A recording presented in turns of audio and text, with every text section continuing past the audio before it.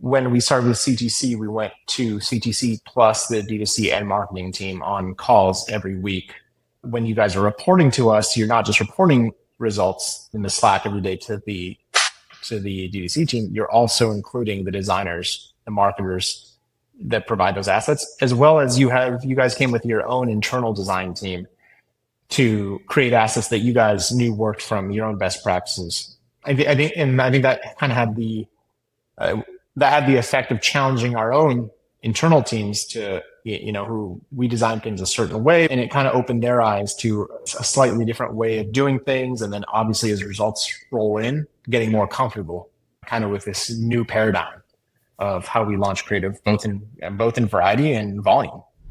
This episode of the Ecommerce Playbook is brought to you by Sorall. Rising CAC and meta dependence is killing your brand. You're paying more every quarter for the same results, and every algorithm change feels like a punch to the gut. While everyone's fighting over the same expensive ad space, smart brands are building something they actually own: communities of influencers who create consistent content for them.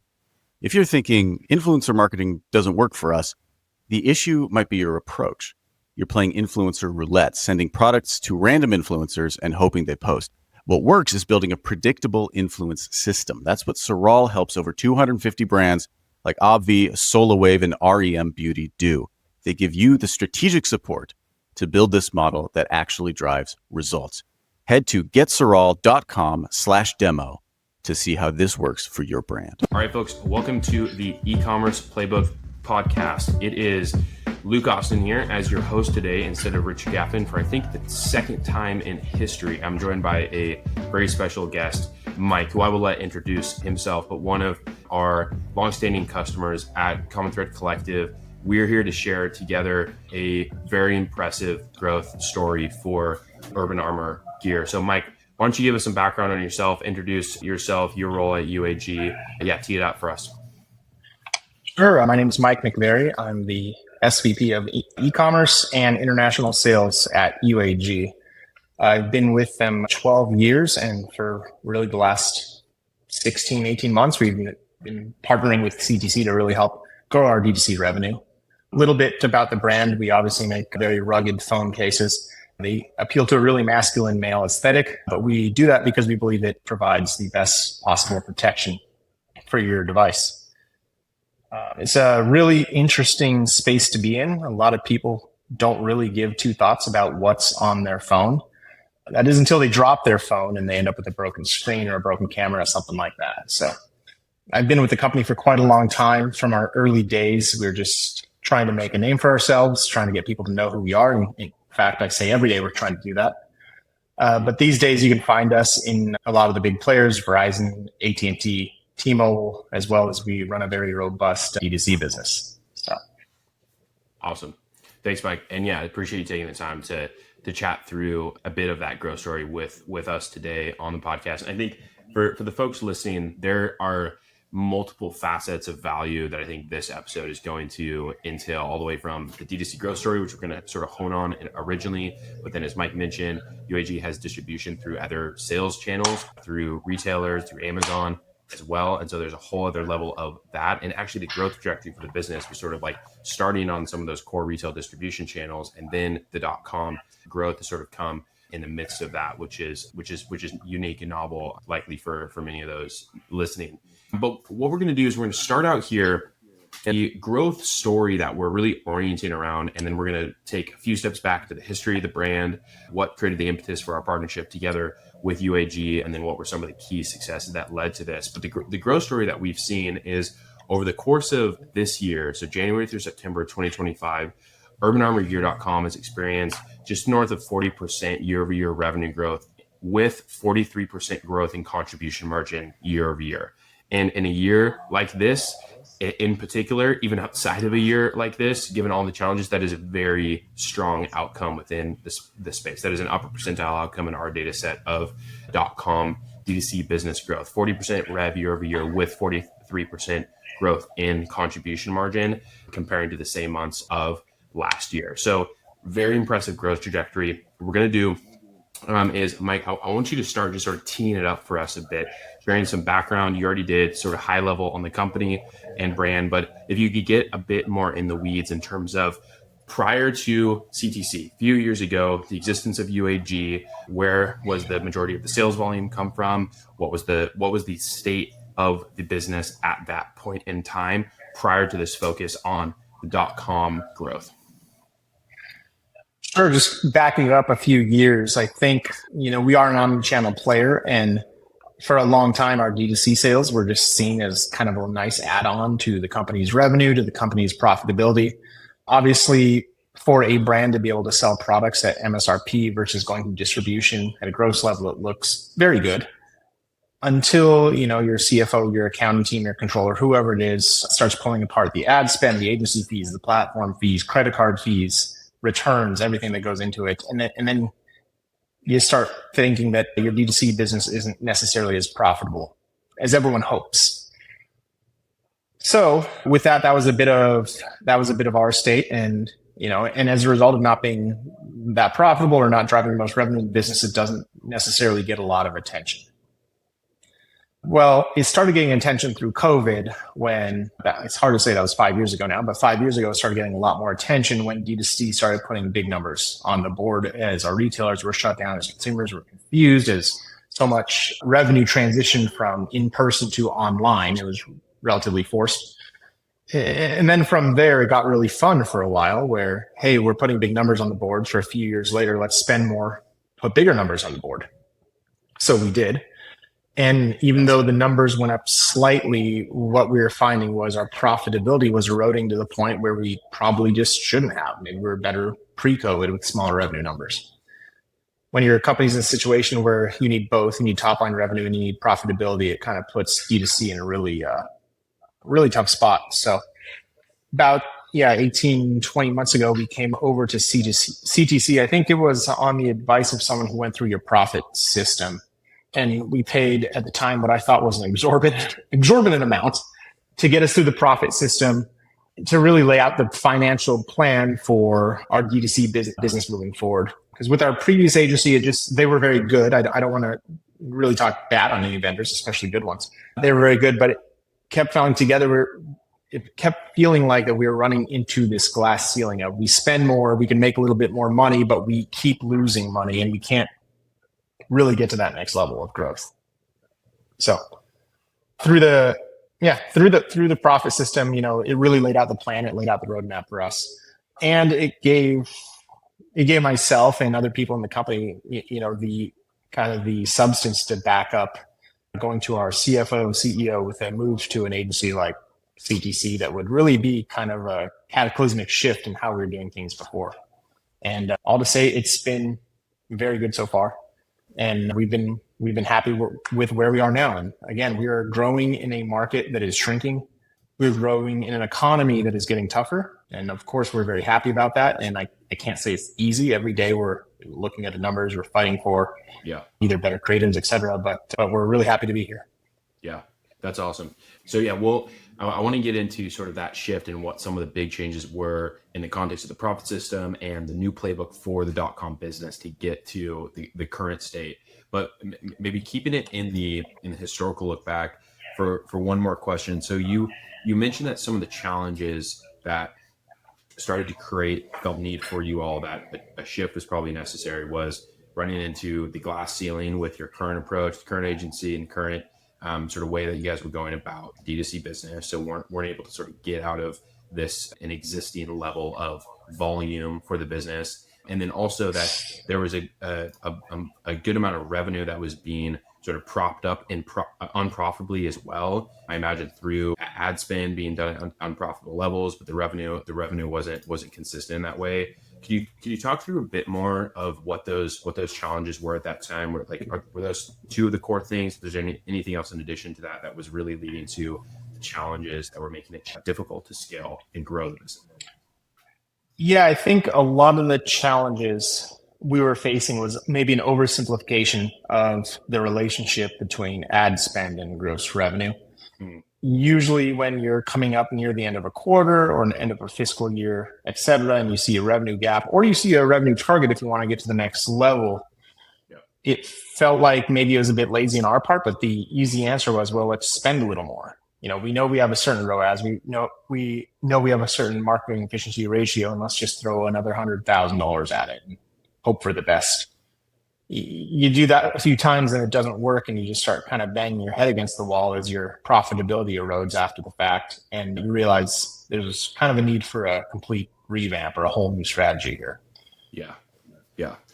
And at that point, when you all were looking at the business, I think some of this comes out in the prop system and how we think about four-quarter accounting and the GQ score and the diagnostic toolkit. We identify sort of these buckets of strength and opportunity areas as we decompose a brand and some of what the challenges are going to be as we lean into the growth phase, as well as what some of the strengths are of the brand.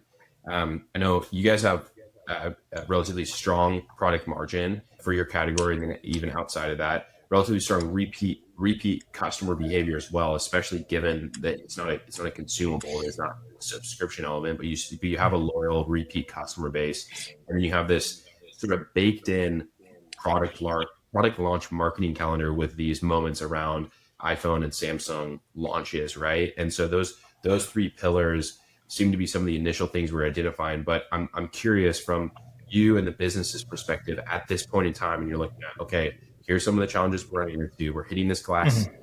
There's revenue being propped up. We can't seem to sort of spend our way out of it.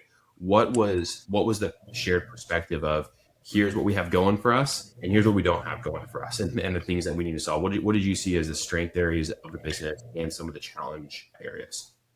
So some of the strengths are also the weaknesses. Consumers are on a buying cycle with replacing their devices. If you're an Android user, that's typically going to be in the springtime. It used to be every 24 months. Then it goes out 36 months, 48 months as the devices get better. Similar story for the iOS Apple users, just a different time, September.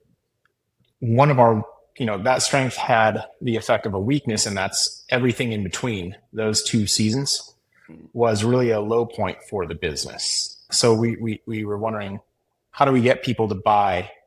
How could we offer something to consumers when they don't really need another thing for a thing at this time?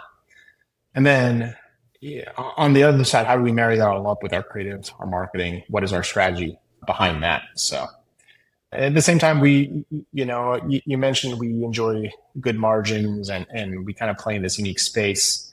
The counter to that is we enjoy good margins, but we are also we're probably a mid to high priced player. We go into this business not wanting to just make it a race to the bottom. Obviously, anyone could go on, what's that big jungle website, Amazon, and find, a relatively similar product, at least from, it looks similar on the screen for half the price or maybe even more than that.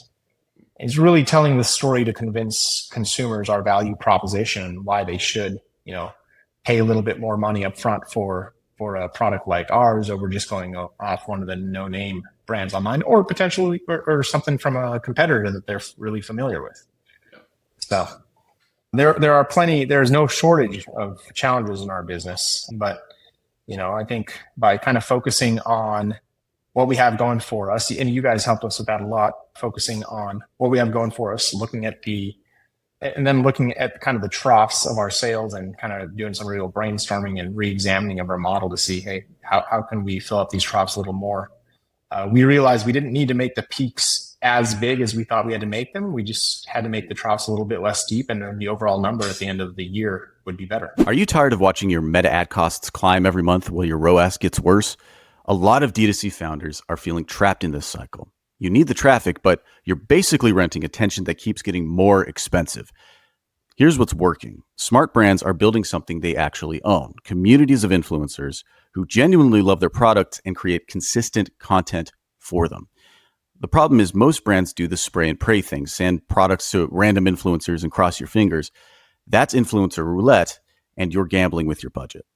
But when you build a predictable system instead of playing roulette, that's when it works. Over 250 brands like Obvi, SolarWave, and REM Beauty are doing this with Sorol. They don't just throw software at you, they help you build the system. Ready to stop gambling? Check out getsorol.com/demo. That's great. Okay, so really, really helpful tee up to this transitional point, the state of the business not meeting the business expectations or being propped up by the COVID effect, understanding we have strengths, weaknesses, and some of those are shared in our business, and a change needs to be made. So we start together in the profit system, which is the way that we start with every brand that we work with. I go through this 4-week process, profit system, that then goes into some ongoing partnership based on the opportunity areas that we discover.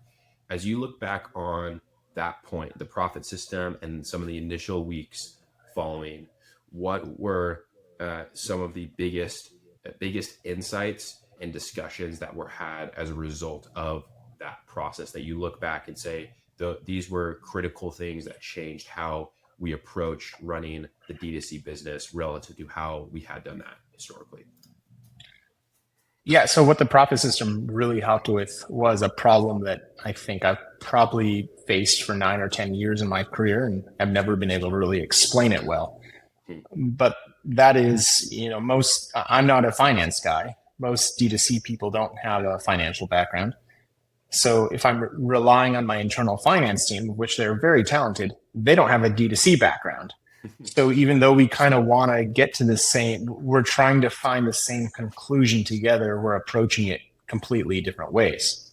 I think I alluded to earlier, the profit system for us, we thought that was going to be we thought it was a massive expense at the time and just almost turned us off entirely from this whole process of working with you guys. But I'm very glad we went through it because we were able to get the results out and show it to a CFO who, is very demanding, very challenging, and kind of show them the numbers. And then selfishly on the DTC side, it kind of pointed out that, hey, maybe our previous strategy that we spent hundreds of thousands of dollars in wasn't the right one to go, and we need to pivot and move forward to a new one. Yeah. So help to bridge the marketing and finance connection in that way. Can you share some more specifics of how it allowed those conversations or that connection to happen? Was it wrapped up in the tooling and us being able to have a stat list that's built out and it has a contribution margin, it has the cost, and we have a central place that we can call the source of truth, and that is the thing that bridges between marketing and finance, is finance team and your team could point to it and say, yeah, it's contribution margin, this is what we're after, and that's the bridge of it. Was it related to what were specific things that helped to make that bridge connection between marketing and finance for you guys? It was the ability to show the profitability horizon. Okay. And have the models show, hey, we should spend up to this point, but if we want to maintain profitability, we shouldn't spend $1 more that point. But I guess that's really half of it, because sometimes you look at those models and say, well, that's fantastic. Now we know how to maximize contribution margin, but I still don't have the revenue I need. Yes. Or I still don't have, the contribution margin dollars that I need. And that kind of came out, solving the other half kind of came out through working with you guys on an ongoing basis, just making you our agency of record. And that comes through the daily chats on Slack, the tight integration with our teams, and we can jump into that a little bit more. Yeah. Okay, great. That's so specifically the spending power model or spend AMR model, us being able to see the trade-off of $10,000 more in spend, how much more revenue is that going to lead to, and what's the trade-off in terms of contribution margin, and us being able to quantify those different investment levels very specifically to be able to then make a collective decision with the marketing and finance teams holding hands against it. I would say we are holding hands. That it doesn't always show what we want, right? We all want the easy fix. I want to go to you guys and say, hey, I want to spend another $200K to make me $1 million. Yeah. And the best thing I'm hoping for is that you guys run it through your models and it comes out and says, yeah, Mike, go ahead and spend the money. We're good. We're safe. Everyone's going to be happy. We'll hold hands and sing Kumbaya at the end of the year. But that's just not the case. And a lot of times, I'm going back to my team saying, okay, we're going to spend 10% more and that's it. And we're not going to go any further. And guess what? We're still going to have a shortfall. But now we know we have to look somewhere else to make up that shortfall, whether it's in our performance marketing, whether it's in our actual product lines, our product planning. And it just kind of forces us back to run a very it forces us back just to run a very good business rather than kind of relying on just the paid component. Yes. Yeah, that's great. So yeah, the language we'll use a lot is the step one, the first scenario output of the profit system is this is the scenario of what's most likely to happen. Step two is, okay, what is the thing that we would all like to happen? And then there's some bridge and disconnect between those. And it can be a very far gap. It could be a narrower gap, but what is most likely to happen, what we would like to happen, and then be able to have clarity on those two is critical. Otherwise, like to the first step, what is likely to happen, I think everyone listening, everyone who's working the space would say, yes, CAC increases as spend increases. There's some relationship. We know there's a degradation in the acquisition efficiency, but what we're focused on is trying to give clarity on what the specific relationship for your specific business is. And every business doesn't have the same degradation of their acquisition efficiency. So there is a different relationship of $10,000 more spend and what is the CAC or AMR degradation against that level. That's important to know, to be able to set budget from the outset. Just to put it into some internal terms we use around the office when we're discussing this with our finance teams, is the profit system is in Stout just shows a model. Like you said, what's likely to happen, what could happen. It is our job as marketers, it is our job as a company, and essentially you guys, it's our job to all try to break those models. So if the model says we can achieve 15% growth, what else can we do to get that to 20? What can we do to get that to 25? Some time goes by and now the model resets and now we're able to achieve 25% growth. Okay, how do we get to 30? How do we get to 35?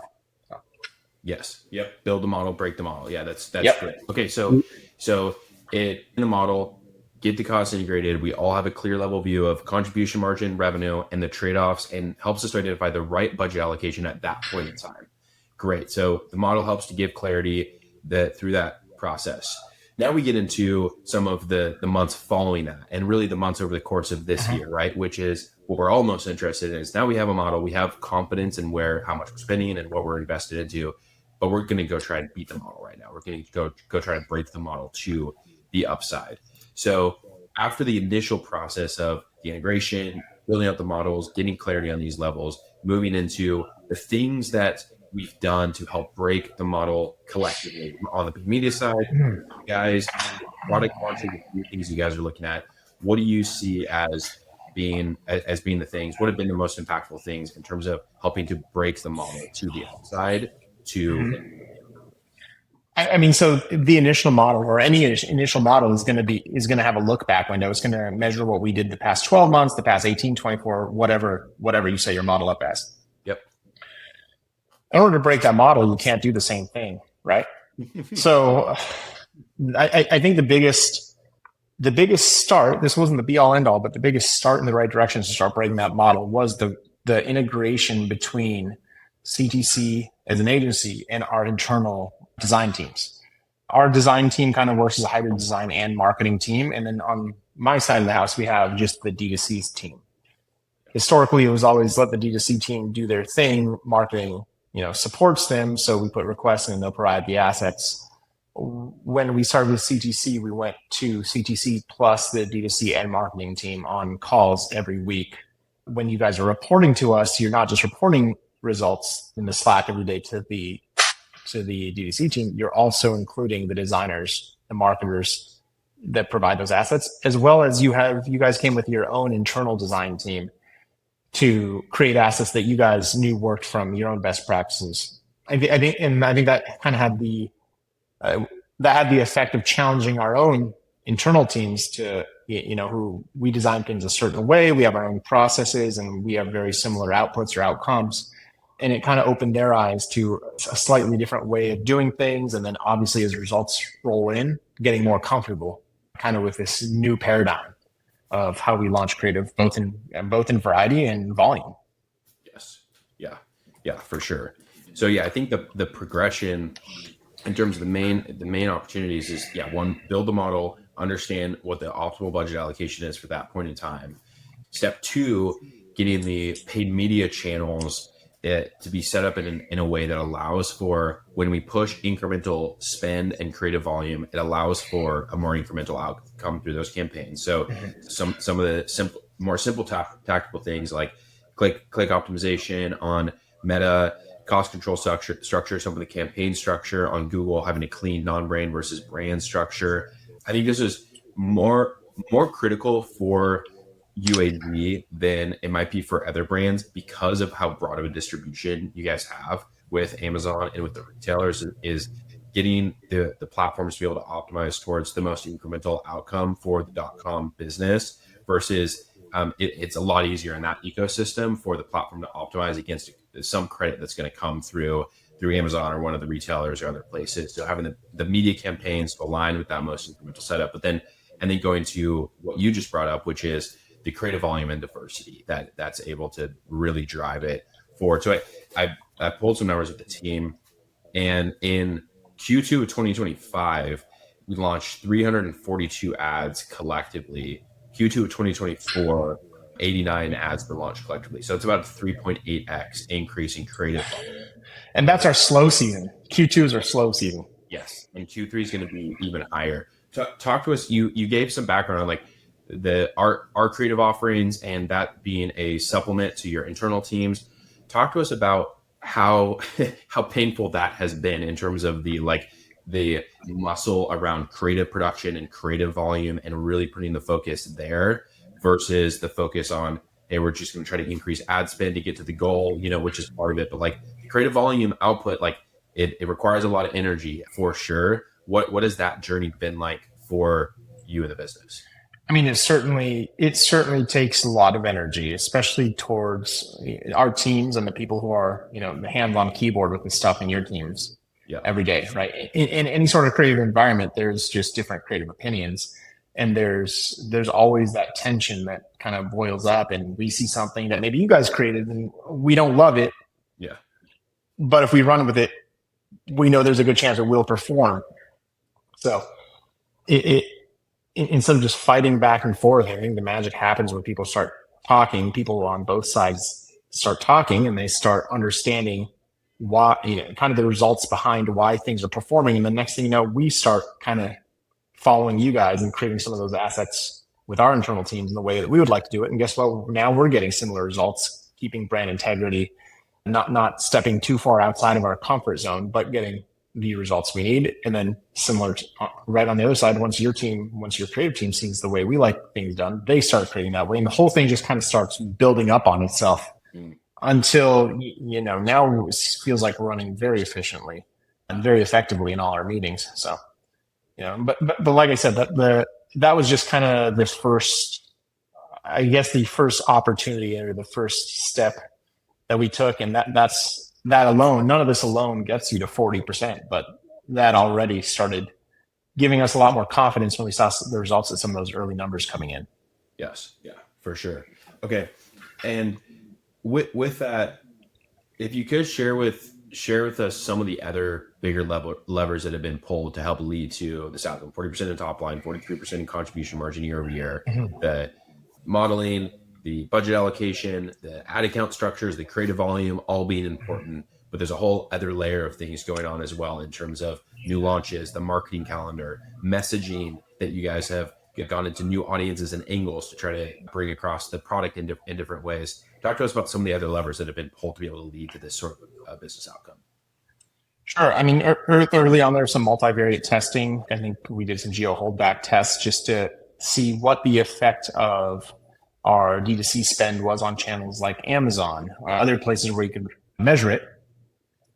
Because obviously those other channels also require a pretty substantial monthly capital investment for advertising as well. And if we can drive more results on D2C and also have the same effect on Amazon, it helps us better allocate our budgets. But other more simpler examples I think of is just, campaign structure. This is not going to apply to every brand, but for a brand our age or that's been around this long, just making sure you clean up the new to brand versus branded traffic, especially in Google. Yep.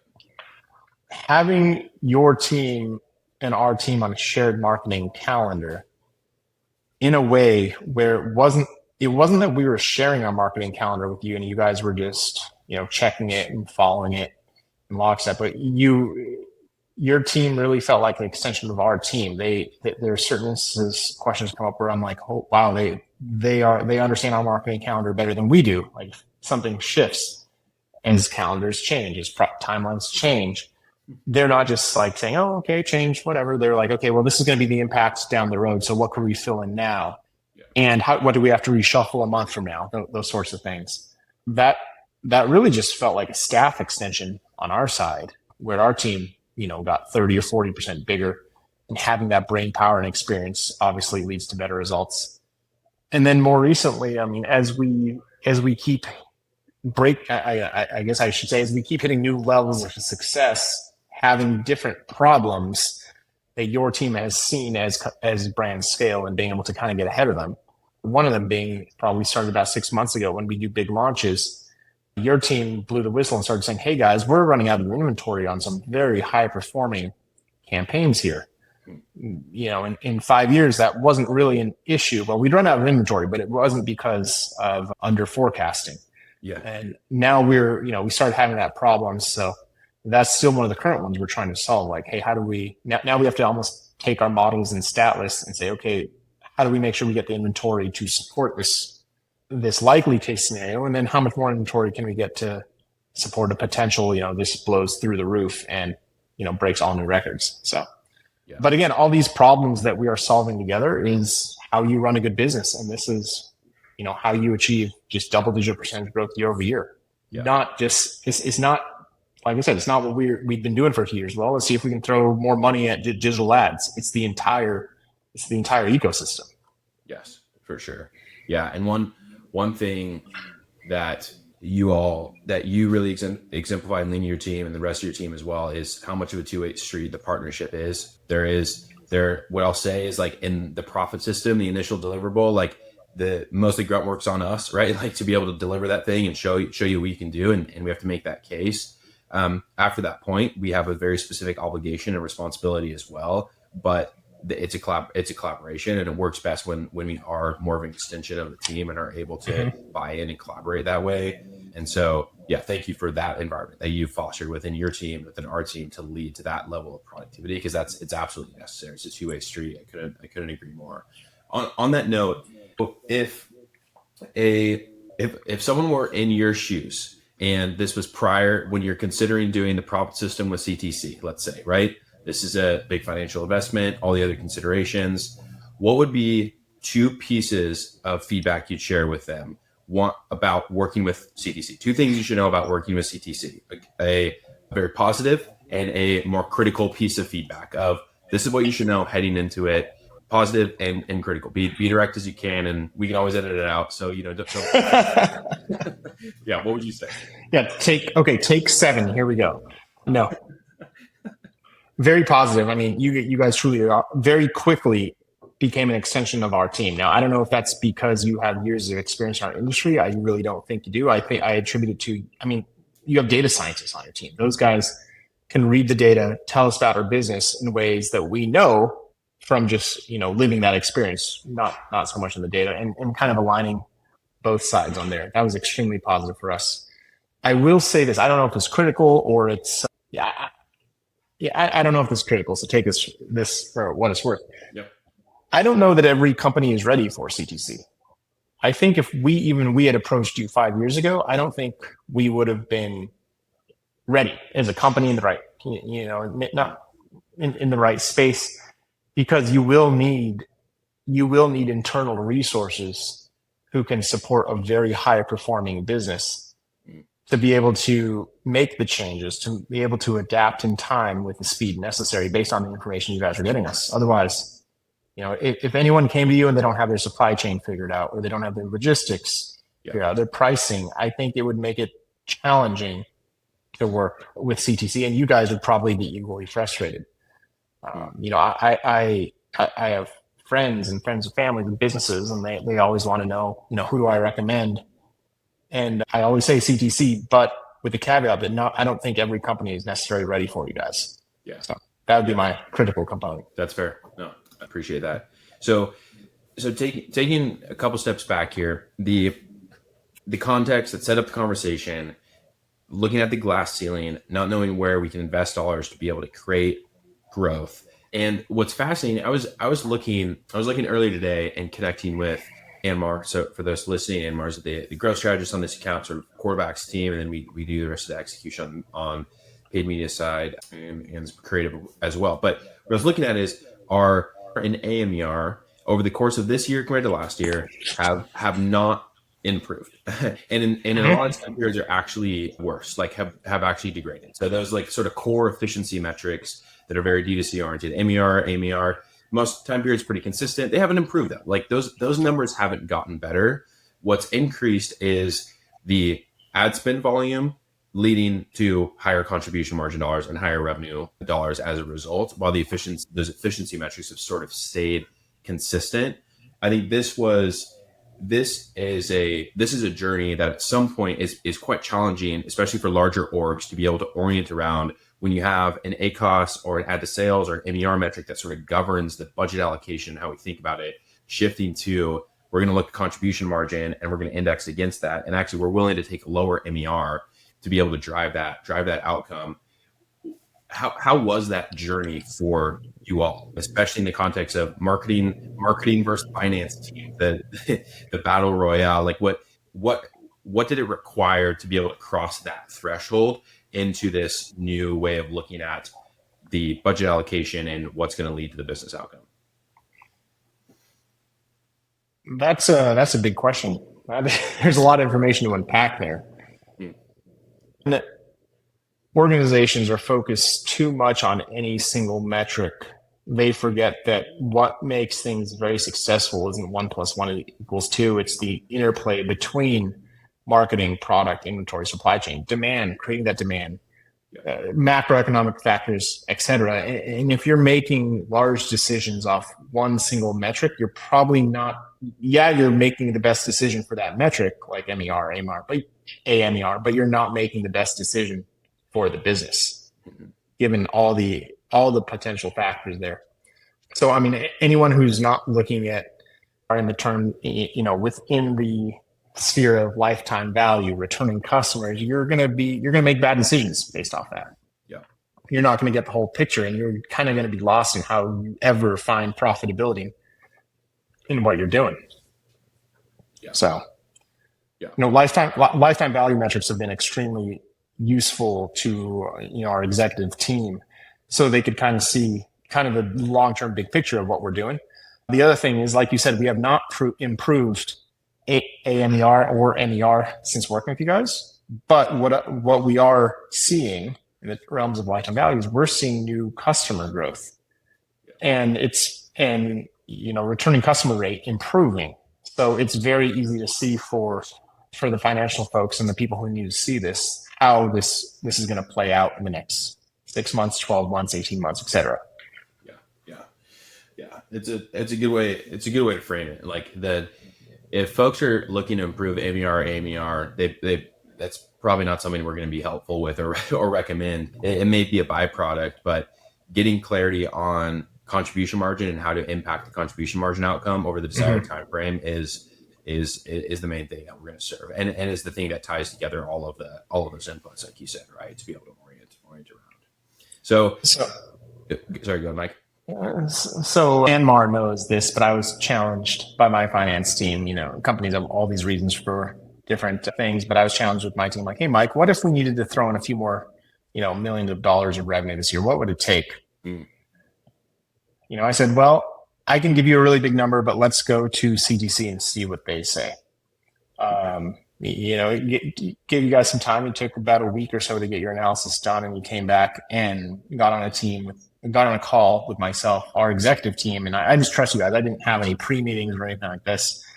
And Anmar pretty much told the higher ups that we cannot get to these numbers.